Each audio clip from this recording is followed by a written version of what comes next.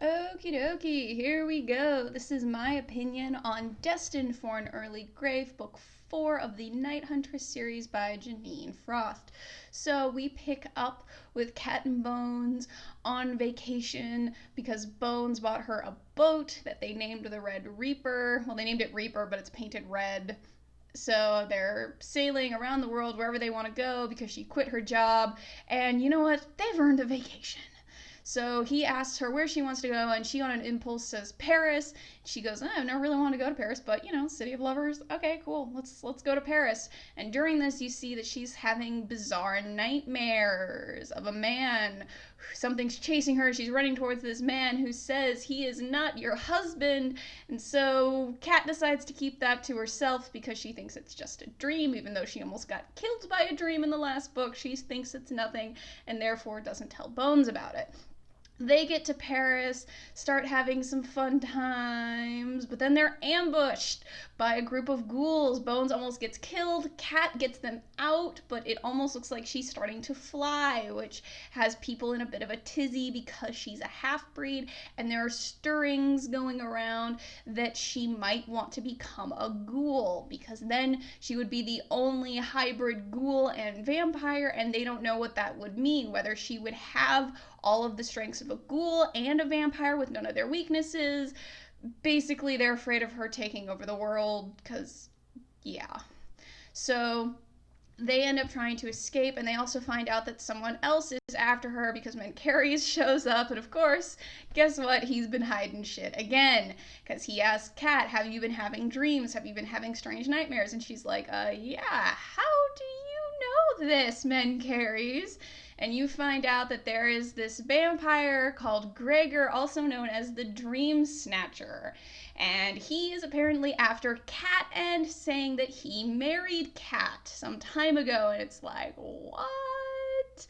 So you find out that with Gregor's magic powers that if you're in a dream with him and he touches you, he can take you and snatch you away to wherever he is, hence the name Dream Snatcher.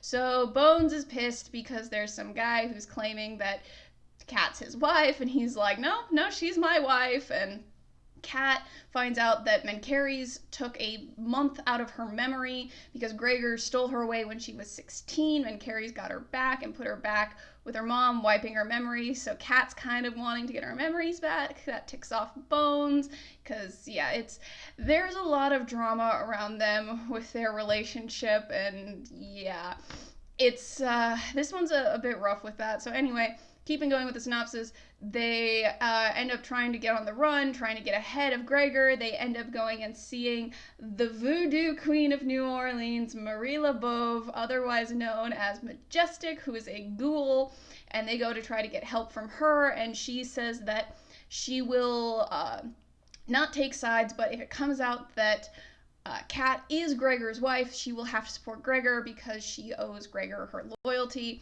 So they end up escaping. I love Marie, she's great.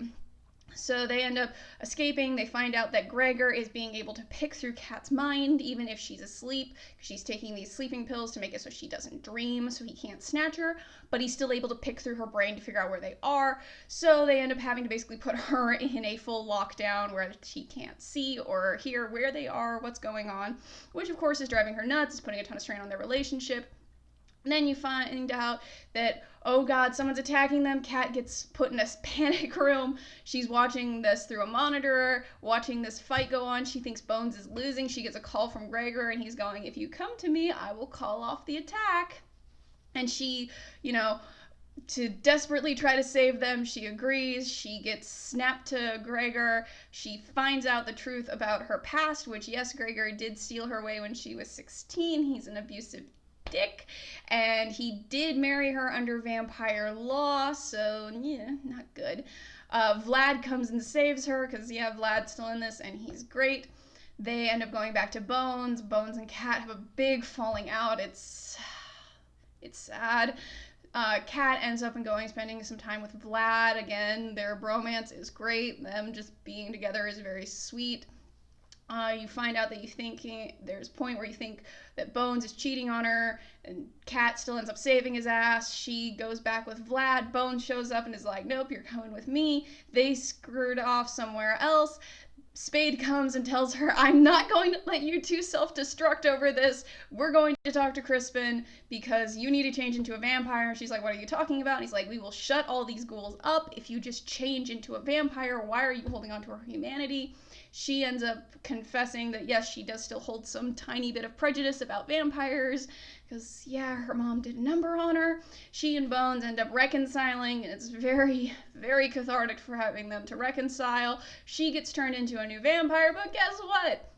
Cat can't do anything normal, so she doesn't crave human blood. She craves undead blood, not to mention she still has a heartbeat. Not all the time, only when her emotions are super high, so yeah, they basically go, there's never been a half-breed vampire turned into a full vampire before, so we don't know what the rules are. So they try to keep her, they show her off saying that she's a human, or she's a new vampire, but shit goes down, fight. She ends up escaping with Vlad. Vlad finds out about her new diet because she's still a new vampire, and she nom noms on him. So he's just like, what the hell? But again, it's Vlad. He's a good guy. He likes Kat. He's going to keep her safe. Yeah, and also during all of this, Gregor is super pissed that Bones turned her into a vampire, so he kidnaps her mom and turns her into a vampire as a gift. Again, he's just trying to punish her.